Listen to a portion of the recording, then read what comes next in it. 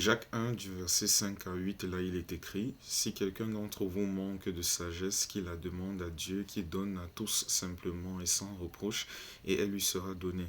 Mais qu'il la demande avec foi, sans douter, car celui qui doute est semblable au flot de la mer, agité par le vent et poussé de côté et d'autre. Qu'un tel homme ne s'imagine pas qu'il recevra quelque chose du Seigneur, car c'est un homme irrésolu, inconstant dans toutes ses voies.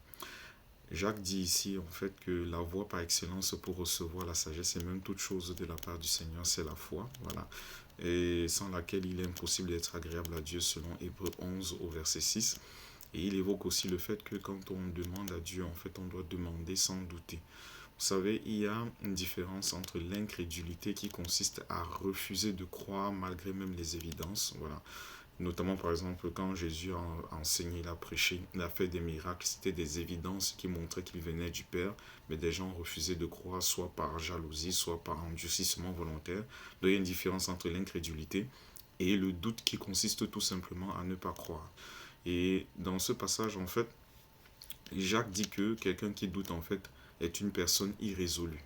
Et quand on lit Jacques 4 au verset 8, où il est dit là-bas: Approchez-vous de Dieu et il s'approchera de vous. Nettoyez vos mains, pécheurs. Purifiez vos cœurs, hommes irrésolus. On comprend en fait qu'un homme irrésolu, c'est quelqu'un qui n'est pas pur dans son cœur. Vous voyez un peu? Or, selon Jean 15 au verset 3, c'est lorsque la parole de Dieu a sa place, demeure à sa place dans le cœur, en fait, qu'on est pur de cœur. Matthieu 5 au verset 8 dit là-bas, c'est le Seigneur Jésus qui parle: Bienheureux ceux qui sont purs de cœur, car ils verront Dieu. Autrement dit, ils connaîtront Dieu dans sa puissance, dans son amour, dans sa sagesse, dans sa crainte, entre autres. Vous voyez un peu? Donc ça veut dire que lorsque le cœur n'est pas pur, du fait que la parole de Dieu n'est plus au centre, n'est plus au cœur du cœur, en fait, c'est là que le doute s'installe, en fait, et on devient irrésolu.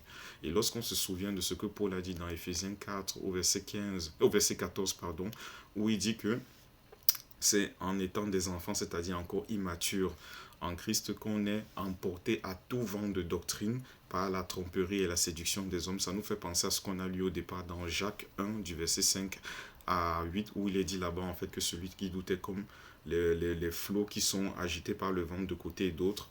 On comprend en fait que l'une des choses qui peut entraîner le doute, en fait, c'est le fait qu'il n'y ait pas une base solide, le fait qu'on ne prenne pas du temps pour notre communion personnelle avec le Seigneur, en nous imprégnant de la parole de Dieu que nous méditons tous les jours pour la mettre en pratique.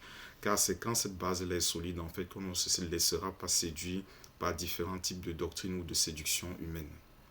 C'est ce que je veux partager avec vous. Fidèlement en Christ, je vous salue.